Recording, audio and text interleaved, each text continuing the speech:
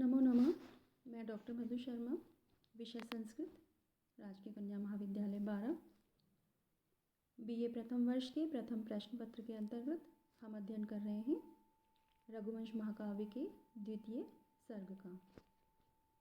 21 श्लोकों का अध्ययन हम पूर्व के वीडियो में कर चुके हैं। 22वां श्लोक है। प्रसंग यहाँ है कि राजा दिलीप नंदिनी गाय की सेवा करने के लिए उसके पीछे पीछे वन में गए।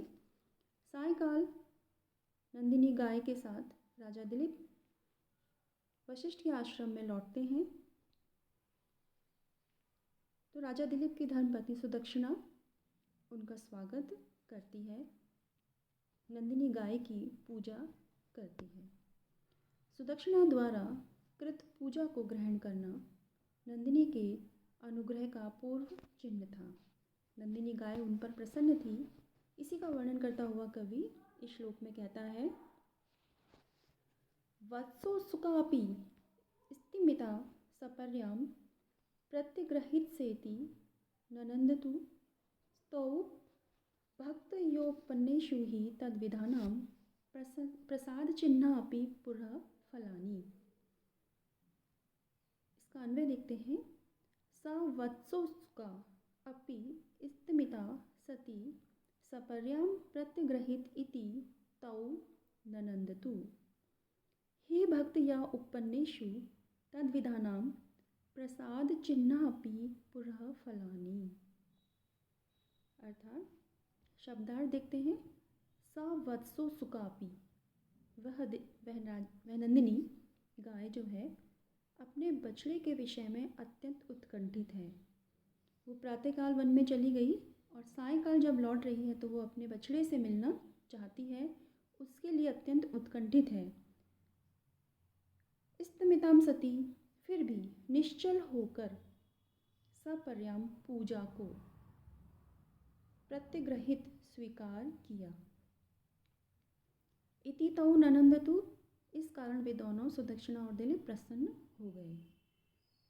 ही अर्थात क्योंकि भक्त या उपन्नेषु पूज्य व्यक्तियों में अनुराग से युक्त जनों के विषय में तद्विधानाम, इस प्रकार के व्यक्तियों के प्रसाद चिह्नापि, प्रसन्नता के जो लक्षण हैं, पुरा फलानि, फल प्राप्ति के सूचक होते हैं।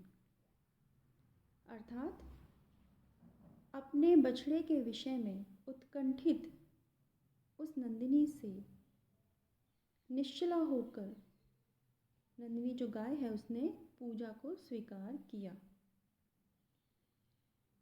इस कारण वे दोनों दिलीप और सुदक्षिणा अत्यंत प्रसन्न हो गए। क्यों हो गए? क्योंकि पूज्य जनों पर अनुराग से युक्त जनों के विषय में नंदिनी सदृश महानुभावों के प्रसन्नता के लक्षण अविलंबित फल प्राप्ति के सूचक होते हैं। कवि यहाँ कहना चाह रहा है कि नंदिनी गाय जो है वो सायंकाल लौटी है, अपने बछड़े से मिलने के लिए अत्यंत उत्कंठित है, फिर भी वो वहाँ स्थिर होकर खड़ी रही और राजा दिलीप की जो पत्नी सुदक्षिणा है उसके द्वारा जो पूजा की गई उसको उसने स्वीकार किया। तो राजा दिलीप और सुदक्षिणा प्रसन्न हो गए क्योंकि नंदिनी ने जो उनकी पूजा को स्वीकार किया तो उससे यह पता चलता है कि वह उन पर अत्यंत प्रसन्न है, उनकी सेवा और पूजा से वो संतुष्ट है। इसीलिए प्रसाद चिह्नापि पुरा फलानि, इस प्रकार के जो चिन्ह हैं वो उसकी प्रसन्नता के लक्षण हैं और अविलंबित फल प्राप्ति के सूचक हैं। व्याकरणात्मक टिप्पणी में लिख सकते हैं, स्तिमिता, स्तिम धातु से त प्रत्यय और टा प्रत्यय स्त्रीलिंग में लग करके स्तिमिता बना। प्रत्यग्रहित, प्रत्युपसर्ग गृह धातु से ये लुंग लकार का प्रथम पुरुष एकवचन है। ननन्दतु, नंद धातु लिट लकार प्रथम पुरुष द्विवचन का रूप है। उपन्नेषु, उप उपसर्ग पद धातु त प्रत्यय लगकर उपन्नेषु बना। प्रसाद प्रउपसर्ग सद धातु से घ प्रत्यय लगकर प्रसाद बना। प्रस्तुत श्लोक में अर्थांतर न्यास अलंकार है और उपजाति छंद है। आगे के श्लोक में राजा के संध्याकालीन सेवा व्यापार का वर्णन करता हुआ कवि कहता है, गुरो सदारस्य निपीड्य पादौ समाप्य सांध्यं च विधिं दिलीपः दोहावसाने पुनरेव दोग्ध्रिं भेजे भुजोच्छिन्न रिपु निशस्नाम। अर्थात भुजोच्छिन्न रिपु, जिन्होंने भुजाओं से अपने बाहुबल से शत्रुओं को परास्त किया है। सदारस्य गुरु, गुरु की पत्नी अरुंधति के साथ वर्तमान गुरु वशिष्ठ के पादों निपीड्य चरण दबाकर उनकी वंदना करके सांध्य विधि च समाप्य, संध्याकालीन जो विधि है उसको समाप्त करके दोहावसाने धोने के पश्चात निशस्नाम बैठी हुई दोग्ध्रिवेव दोहनशीला नंदिनी पुनः भेजे फिर सेवा की। अर्थात अपनी भुजाओं से शत्रुओं का विनाश करने वाले राजा दिलीप ने सपत्नीक गुरु वशिष्ठ के चरणों की वंदना करके और सांध्यकालीन अनुष्ठान को समाप्त करके धोने के पश्चात बैठी हुई दोहनशीला जो नंदिनी है उसकी पुनः सेवा की।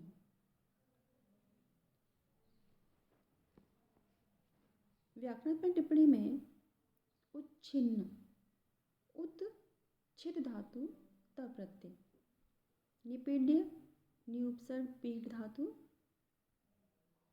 त्वा ल्यप प्रत्यय करके निपीड्य बना। समाप्य सम उपसर्ग आप धातु ल्यप प्रत्यय। दोहा कैसे बना? धू धातु से घ प्रत्यय लगकर दोह बना।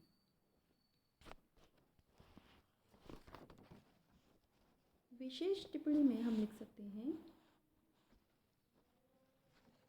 कि यहाँ पर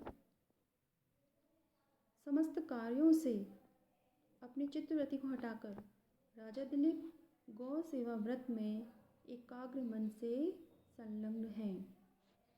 इसका वर्णन कवि ने यहाँ पर किया है। आगे के श्लोक में राजा द्वारा नंदिनी की रात्रिकालीन सेवा का वर्णन करता हुआ कवि कहता है, ताम अंतिकस्य न्यस्त बलि प्रदीपाम अन्वास्य गोप्ता गृहिणी सहाय क्रमेण सुप्ताम अनुसंविवेश सुप्तोत्थिताम प्रातः अनुतिष्ठत। गृहिणी सहाय पत्नी के साथ, गोप्ता संरक्षक, अंतिक न्यस्त बलि प्रदीपाम जिसके पास पूजा की सामग्री रख दी गई है, दीपक रखा गया है, ताम उस गाय को, अनवास से बैठी हुई, क्रमेण क्रम से, सुप्ताम सोई हुई, अनुसंविवेश उसके बाद सोए, प्रातःकाल, सुप्तोत्थिताम सोकर उठी, अनु उदतिष्ठत उसके पश्चात ही सोकर उठे। अर्थात पत्नी सहित संरक्षक राजा दिलीप ने जिसके पास ही पूजा उपहार तथा दीपक रखे गए थे, ऐसी बैठी हुई उस नंदिनी के साथ बैठकर यथाक्रम सोई हुई उसके बाद ही सोए और सोकर उठी उसके बाद ही वो सोकर उठे। अर्थात राजा दिलीप पत्नी के साथ नंदिनी गाय के पास बैठे।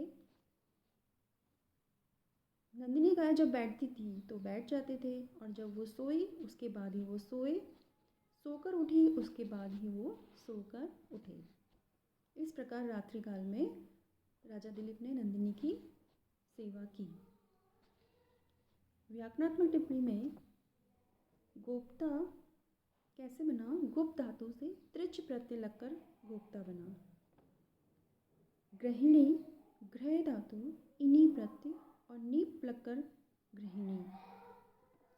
उत्थिताम उत उपसर्ग स्था धातु त प्रत्यय और स्त्रीलिंग में टाप प्रत्यय लगकर उत्थिताम बना।